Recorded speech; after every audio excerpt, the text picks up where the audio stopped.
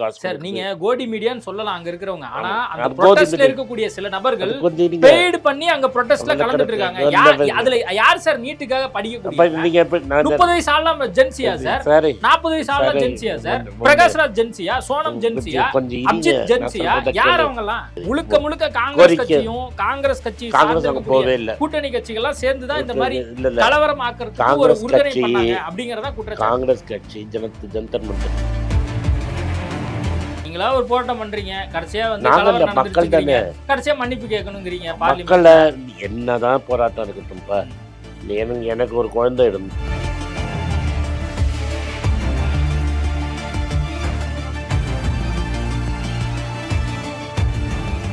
இப்போ தமிழ்நாட்டில் பட்ஜெட் 5ஆம் தேதி தாக்கல் பண்ண போறாங்க அப்படின்னு நம்ம செய்திகள் கேள்விப்படுறோம். 6ஆம் தேதி வேளாண் பட்ஜெட் ஆல்ரெடி நம்ம பேசினது நிறைய பேருக்கு ரீச் ஆயிருக்கு அப்படிங்கிறது நம்மளுக்கு தெரியும். இப்போ புதுசா திட்டங்கள் வேற ஒரு பக்கம் பேர் மாற்றத்தோட வந்துட்டு இருக்கு. புதிய அறிவிப்புகள் வருவதற்கான வாய்ப்புகள் இருக்கா? இப்போ நீங்க கூட சில அமைச்சர்களை அண்மையில சந்திச்சுட்டு வந்தீங்க. இந்த திட்டம் அதே நேரத்தில் இந்த அரசாங்கத்தினுடைய இந்த பொருளாதார நிலையெல்லாம் எப்படி பார்க்குறீங்க? வெள்ளை அறிக்கை ஆல்ரெடி வெளியிட்டு இருந்தாங்க. இந்த வெள்ளை அறிக்கையை பற்றி நான் டீட்டெயில்டாக பேசிட்டோம். அரசாங்கம் என்ன பண்ணணுங்கிறதையும் நான் சொல்லிட்டேன். அதை பண்ணுவாரான்னு எனக்கு தெரியாதுன்னு சொல்லிட்டேன். எந்த ஐடியாவும் கொடுக்கல. என்னது எந்த ஐடியா எனக்கு கேட்கவும் இல்லை, நான் கொடுக்கவும் இல்லை. ரைட்டாக கொடுத்தா நான் கேட்டால் தானே கொடுக்கணும். என்னை இது வரைக்கும் கூப்பிட்டு கேட்கல, நான் கொடுக்கல. என்னை பொறுத்த வரைக்கும் இட் வில் பி நான் இன்றைக்கி உண்மையாக சொல்லணும்னா ஸ்டேட்டஸ் கோயிஸ்டாக தான் இருக்கும். அப்படின்னா என்னன்னா, திமுக சில நலத்திட்டங்கள்லாம் பண்ணி மக்களை கவர்ச்சியாக பண்ணாங்க. இவருக்கு வேணுங்கிற திட்டங்களை பண்ணி இவர் கவர்ச்சியாக பண்ணுவார். ஆனால் தமிழ்நாட்டில் ஒரு பெரிய ஒத்துமை உண்டு. காங்கிரஸ் காலத்துலேருந்தே இன்றைக்கி வரைக்கும் சில நல்ல திட்டங்களை எல்லோரும் நடத்திட்டு இருப்பாங்க, பேர் மாற்றிப்பாங்க. பட் அதை மூட மாட்டாங்க. மோதி மாதிரி கிடையாது. நான் 100 நாள் வேலை வாய்ப்பை நிறுத்துவேன், இப்போ ஸ்கீமை மாற்றிட்டாரு, இதை மாதிரிலாம் பண்ண மாட்டாங்க. இப்போ இவர் பிரேக்ஃபாஸ்ட் ஸ்கீமு நல்ல ஸ்கீம் கொண்டு வந்தார். 5ஆம் கிளாஸ் வரைக்கும் லிமிட் பண்ணார். இப்போ இவர் 8ஆம் கிளாஸ் வரைக்கும் கொண்டு போயிட்டு பெருந்தலைவர் காமராஜ் பேரை வச்சிட்டார். இனிமேல் எந்த அரசாங்கம் வந்தாலும் அதை மாற்ற முடியாது. நான் சொல்கிறது ஒரு எக்ஸாம்பிளுக்கு சொல்கிறேன். இப்போ குழந்தைங்க புதுசாக பிறந்தால் மோதிரம் போடுறேன், எனக்கு டீட்டெயில்ஸ் தெரியாது.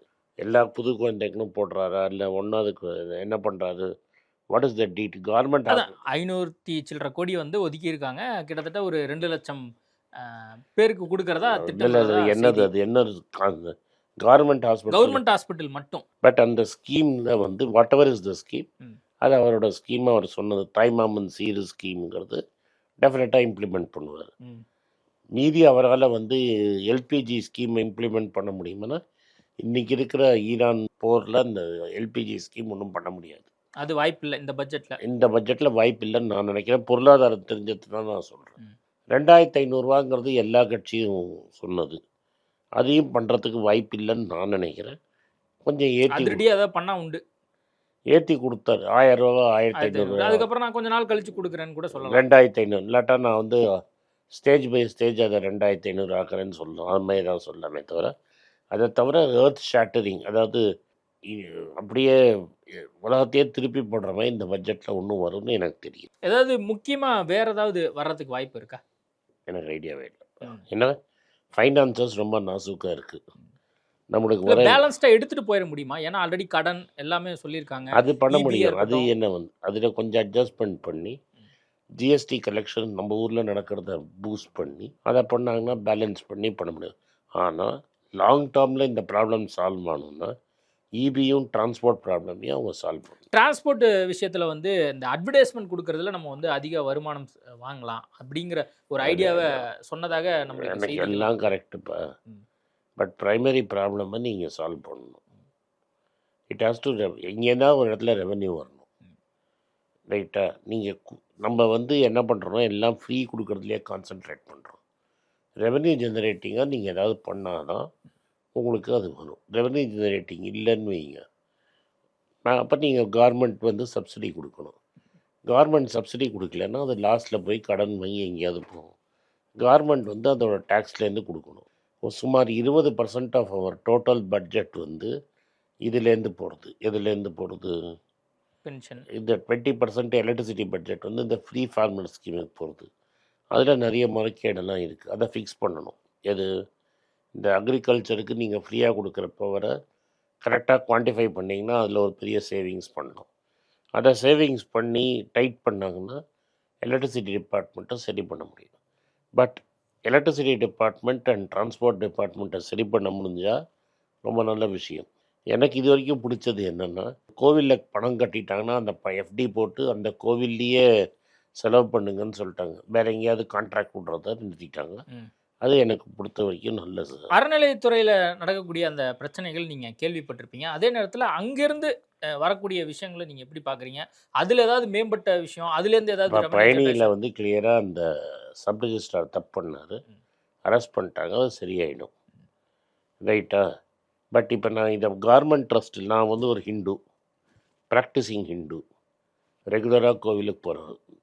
நேற்று கூட மன்னார்குடியில் போய் ராஜகோபாலசாமி பார்த்துட்டு தான் வந்தேன். அருள்மிகு ராஜகோபாலசாமி கோயிலுக்கு நேற்று போயிருந்தேன். ஸோ எந்த ஊருக்கு போனாலும் நான் கோயிலுக்கு போகிறது என்னோட வழக்கம். என்னை பொறுத்த வரைக்கும் அரசாங்கம் கோவிலை நடத்துகிறத நான் வரவேற்கிறேன், யாராக இருந்தாலும் சரி. ஏன்னா ப்ரைவேட் காரில் கொடுத்தாங்கன்னா, ராமர் கோவிலில் இப்போ நடந்ததை பார்த்தீங்க, அதுதான் நடக்கும். அதனால் ப்ரைவேட் அப்புறம் யாரை ட்ரஸ்டியாக போடுறது, இப்படி போடுறது. இதே அரசாங்கம் தான் நம்ம கேள்வி கேட்கணும். இந்த அரசாங்கத்திட்ட என்ன மாரி விஷயங்கள் எதிர்பார்க்கலாம்? டாக்ஸ் எதுவும் உயருமா? அல்லது அதாவது இப்போ லாஸ்ட் டைம் நான் வந்து ஸ்டேட்டஸ் கோன்னு சொல்லிட்டேன்ல, அப்படியே ஒன்றும் மாற்றாமல் அப்படியே மெதுக்காக போயிடும். இந்த அரசாங்கத்தோட மெயின் புஷ்ஷே வந்து நான் கரப்ட் கவர்னன்ஸுக்கு தான் இருக்கும். லோவர் லெவலில் கரப்ஷன் என் பண்ணுறது தான் இவங்களோட கவர்னன்ஸ் பிரின்சிபலாக இருக்கும். ஸோ இதை வந்து இவங்க புஷ் பண்ணுவாங்க. தமிழ்நாட்டினுடைய நிலைமை எப்படி இருக்கு? இந்திய பொருளாதாரம் எப்படி இருக்கு? கோல்டு விலை ஒரு பக்கம் திடீர்னு பார்த்தா ஏறுது, இறங்குது. என்ன கச்சா பார்த்த எண்ணெய் விலை ஒரு பக்கம். கச்சா எண்ணெய் விலை $100 கிட்ட எட்டிடுச்சு. திரும்பி பெட்ரோல் டீசல் விலையை ஏற்றுற மாதிரி நிலைமை வரும். அது வந்து ரொம்ப கஷ்டம். ரெண்டாவது, ரூபா அதிபாதாளத்துக்கு விழுந்துக்கிட்டே இருக்குது. 97 கிட்ட போயிடுச்சு. இவங்க எக்ஸ்பெக்ட் பண்ண மாதிரி இந்தியர்கள், வெளிநாட்டு இந்தியர்கள் பணத்தை திரும்பி அனுப்ப மாட்டேங்கிறாங்க. அவங்க ஊர்லேயே பிடிச்சி வச்சுருக்காங்க. ஸோ இவங்க வந்து வட்டி விகிதத்தை ஏற்றணும், இவங்க ஏற்ற மாட்டேங்கிறாங்க. அமெரிக்காவில் வட்டி விகிதம் ஏறும்னு எதிர்பார்க்குறோம். ஸோ அங்கே ஏறிச்சுன்னா இங்கே ப்ராப்ளம் வரும். நம்ம ஊரில் வந்து மேஜர் வெளிநாட்டுக்கு அனுப்புறத வந்து ஒன்று ஐடி, ரெண்டாவது ஃபார்மா மேலே ஹெவியாக டேக்ஸ் போடுறேன்னு ட்ரம்ப் சொல்லியிருக்கிறாரு. அதுக்கு இந்த அரசாங்கம் மௌனம் காட்டுது. டாரிஃபுக்கு நெகோஷியேட் பண்ணிட்டு இருக்கிற சமயத்திலே அவர் இந்த மாதிரி டாரிஃப்லாம் போடுறாரு. அப்போ நீங்கள் அவரை நம்ப முடியாது. இது மாதிரி சம்பவத்தில் நாங்கள் விவசாயிகளுக்கு எதிர்த்து அங்கேருந்து ஃப்ரீயாக கொண்டு வருவாங்க. விவசாயிகள் ஒத்துக்க மாட்டாங்க. அதனால தான் அவங்க இதுலேருந்து வராங்க, பஞ்சாப்லேருந்து நடந்து வராங்க. ஸோ இது வந்து ரொம்ப நாசூக்கான டைமு. பெட்ரோல் டீசல் விலை ஏறும், விலைவாசி ஜென்ரலாக ஏறும், ரூபாவின் மதிப்பு விழும். நம்மளோட மான்சூன் ரொம்ப பெரிய ஃபெயிலியரை நோக்கி போயிடுச்சு. 20%க்கு மேலே மான்சூன் ஃபெயிலியரு. அதனால் தின்பண்டத்தின் விலைகள் ஏறும். இதெல்லாம் எப்படி சர்க்கார் ஹேண்டில் பண்ண போகிறாங்க? அண்ட் ஐடியில் தான் நம்மளோட பிக்கஸ்ட்டு ஆட்களை சேர்த்தது. இப்போ ஐடியில் ஆளை சேர்க்க மாட்டாங்க. அதுவும் ஒரு பெரிய ப்ரெஷரில் போய் முடியும். Gold sir? கோல்டு டெஃபினட்டாக இறங்கும். இப்போ ஏறிட்டுருக்கு. நானே சர்ப்ரைஸ்டு. ஆனால் இந்த அமெரிக்காவில் இன்ட்ரெஸ்ட் ரேட் ஏற்றினா கோல்டு டெஃபினட்டாக விழும். அமெரிக்கா ஈரான் இடையே அந்த போர் வந்து தொடர்ந்து நடைபெற்றுருது. கச்சா எண்ணெய் விலை வந்து குறைஞ்சிருந்ததை நம்ம பார்த்தோம். மீண்டும் உயர தொடங்கியிருக்கு. இங்கே இருக்கக்கூடிய கட்சிகள் ஆல்ரெடி சொல்லியிருந்தாங்க, இந்த மாதிரி அங்கே விலையெல்லாம் கம்மியாகுது, பெட்ரோல் டீசல் விலையெல்லாம் கம்மி பண்ணலாமே அப்படின்லாம் வந்து கேட்கப்பட்டிருந்தது. பட் மறுபடியும் வந்து உயர்ந்திருக்கு. எப்படி போகுது? 20 நாளைக்கு விலை கம்மியாக இருந்தால் 20 நாளைக்கு யூஸ் பண்ணோன்னா கொஞ்சம் ஜாலியாக சாப்பிட்ருப்போம். ஸோ அதனால் கம்மி பண்ணியிருக்க வேண்டியது இவங்க கம்மி பண்ணலை. இந்த வாட்டி ஏன் கச்சா எண்ணெய் விலை ஏறுறச்ச ஏன் அவ்வளோ தூரம் ஏறலை, 150லாம் ஏன் போகலைன்னா, சைனா வந்து அவங்க இம்போர்ட் பண்ணதை ரொம்ப குறைச்சிட்டாங்க. சைனா வந்து இப்போ ஆயிலிருந்து டிபெண்டன்சி எடுத்துகிட்டு கோல் மேலே நிறைய டிபெண்டன்சி யூஸ் பண்ணிட்டாங்க. கோலை யூஸ் பண்ண ஆரம்பித்தாங்க. இது சயின்டிஃபிக்காக சொல்கிறாங்க. ஸோ சைனா வந்து நினச்ச அளவு கச்சா எண்ணெய் வாங்க வராதனால மார்க்கெட்டில் கச்சா எண்ணெய் விலை எதிர்பார்க்க அளவு ஏறலை. இன்னும் சைனா மார்க்கெட்டில் வரல. அதனால் அந்த கச்சா எண்ணெய் விலை நம்ம எதிர்பார்த்த அளவு ஏறலை. இன்றைக்கும் 98 இருக்குது. நான் தான் இது மாதிரி நிறுத்தினா 120, 130 போகும். நான் இந்த ஸ்ட்ரெய்ட் ஆஃப் ஹோர்முஸ்லேருந்து மறந்த தவிர இப்போ என்ன பண்ணுறாங்கன்னா, ரெட் சீன்னு ஒன்று இருக்குது. அதாவது சவுதி அரேபியாவில் இந்த ஹோர்முஸில் இருக்கிற ஊர் பேர் டமாம். டமாம்லேருந்து பைப்லைனில் ஆப்போசிட் சைடு கொண்டு போய் ஜெட்டா கொண்டு போய் ரெட் சீ வழியாக கொண்டு வராங்க. சவுதி அரேபியா கடைசியில் யமனுன்னு ஒரு ஊர் இருக்குது. அங்கே ஹுத்தூனின்னு ரெபல்ஸ் இருக்காங்க. அந்த ஹுத்தூனி ரெபல்ஸை வந்து சப்போர்ட் பண்ணுறது ஈரான். இப்போ நேற்று என்ன ஆயிடுச்சுன்னா, சவுதி டேங்கரை 3 வந்து அந்த ஹுத்தூனி ரெபல் அடிச்சிட்டாங்க. அடிச்சிட்டாங்க. ஸோ $98 ஆயிடுச்சு. ம். இப்படி $100 ஆயிடுச்சுன்னா இந்தியாவுக்கு என்னெல்லாம் ப்ராப்ளம் வரும்? ம். இந்தியா திரும்பி பெட்ரோல் டீசல் விலையை ஏற்றணும். ம். இல்லாட்டா அந்த வாங்குகிற டேக்ஸை குறைக்கணும். இப்போ நியர்லி ஸ்டேட் கவர்மெண்ட்டும் சென்ட்ரல் கவர்மெண்ட்டும் சேர்த்து ₹50 $55 டேக்ஸ் வாங்குறாங்க. அதை நீங்கள் வந்து ₹20 குறைச்சிங்கனாலே ப்ரெஷர் Pressure குறையும். குறைஞ்சு. ஆனால் அதை குறைச்சிங்கன்னா வேற எங்கேயாவது டேக்ஸ் வாங்கணும். ம். ஸோ இது இப்போ நீங்கள் டேக்ஸ் இதே ரேட்டில் வைப்பீங்கன்னா ரேட்டு ஏறணும். அதில் சந்தேகமே அதை இல்லை. பண்றதுக்கான சாத்தியக்கூறுகள் இருக்கா? முடியாது. பண்ணலாம். ஓகே. பண்ணிவிட்டு உங்கள் A1 to A7 மேலே டேக்ஸை ஏற்றினீங்கன்னா சரியாக போயிடும். சரி, இது வந்து இந்தியாவுல, அதுவே உலக அளவுல பார்க்கும்போது இதுல ஏதாவது குறை ஏற்படுறதுக்கு வாய்ப்பு இருக்குது. ஃபஸ்ட்டு இந்தியாவில் முடிச்சிருவோம். ம். இது மட்டும் ப்ராப்ளம் இல்லை இந்தியாவில். இந்தியாவில் என்ன ப்ராப்ளம் ஆகும்னா ரூபாயின் மதிப்பு கீழே விழும். ஆல்ரெடி நீங்கள் பார்த்தீங்கன்னா ரொம்ப கஷ்டப்பட்டு 95ல் வச்சுருந்தாங்க. $100 பில்லியன் அளவில் ஷார்ட் அடிச்சு. இப்போ அது 96, 68 வரைக்கும் வந்துருச்சு. 97 வரைக்கும் போயிடும். ஸோ இப்போ என்ன ஆயிடுச்சுன்னா எல்லா பொருள் காலத்தால் நீங்கள் ஆரம்பிச்சிங்கன்னா சாயங்காலம் படுக்கிறதுக்குள்ளே ஒரு சாமானியன் 60% பொருள் டாலரில் வெளிநாட்டிலேருந்து வருது. நீங்கள் யூஸ் பண்ணுற வாட்ஸ்அப்பு, ஃபோனு, கூகுளு, ஆண்ட்ராய்டு, நீங்கள் தேய்க்கிற டூத் பேஸ்ட்டு, அப்புறம் இந்த ப்ரஷ்ஷு தேய்க்கிறீங்கல்ல, அதில் வர பிளாஸ்டிக் பார்ட்ஸ் எல்லாமே இது மூலமாக தான் வருது. இதோட விலைவாசிலாம் ஏறும். இன்னொன்று நம்ம சாப்பாட்டுக்கு எண்ணெய் வருதுல்ல, சமையல் எண்ணெய், அது பாம் ஆயில் இந்தோனேஷியாலன்னு வருது. அதுவும் டாலர் ஏறினா ஏறிடும். ஓவராலாக இந்தியாவில் விலைவாசி ஏறும். அதே மாதிரி இந்த வருஷம் என்ன ஆயிடுச்சுன்னா எல்னினோ எஃபெக்ட்னால நம்மளுக்கு மான்சூன் கம்ப்ளீட்டாக ஃபெயில் ஆயிடுச்சு. மான்சூன் ஃபெயிலியர் ஆனதுனால நேற்று வரைக்கும் 22% பிலோ நார்மல். அப்படின்னா நார்மல்லேருந்து 22% கம்மி. ஸோ அதனால் ஃபர்டிலைசர் விலை ஏற்றம், இதனால் ஃபர்டிலைசர் விலை ஏறும். ஸோ உங்களுக்கு ஃபுட்டு, அரிசி, கோதுமை, அதை தவிர பருப்பு வகைரா ப்ளஸ் வெஜிடபிள்ஸ் எல்லாமே ஷார்ட் சப்ளையில் இருக்கும். அதெல்லாம் விலை ஏறும். பாலோட விலை இன்னும் ஏறும். இதெல்லாம் வந்து ஒரு இன்ஃப்ளேஷனரி விலைவாசி இப்போ இவ்வளோ கட்டத்தில் இருக்கிறதுனால விலைவாசியும் இந்தியாவில் ஏறும். ம். உலகத்தில் என்ன நடக்க போகுதுன்னா, அமெரிக்காவுக்கு நிறைய கச்சா எண்ணெய் இருக்குது. அவன்கிட்ட ஆல்ரெடி கச்சா எண்ணெய் பண்டார் நிறைய வச்சுருக்கான். அந்த கச்சா எண்ணெய் பண்டார் இருக்கிறச்ச கூட அவனுக்கு என்ன ப்ராப்ளம் வரும்னா, அவனோட ப்ரைஸ் வந்து டிரான்ஸ்பரண்ட், நம்மளை மாதிரி இஷ்டத்துக்கு மாற்ற முடியாது.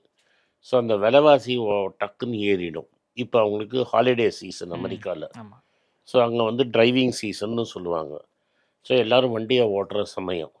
இந்த வண்டி ஓட்டுற சமயத்தில் பெட்ரோல் பம்பில் பெட்ரோல் விலை ஏறிச்சுன்னா மக்களுக்கு கோபம் வரும். ஸோ அண்ட் இப்போ வந்து இன்ஃப்ளேஷன் ஏறிச்சுன்னா அவங்க டார்கெட் 2% இன்ஃப்ளேஷன். ம்.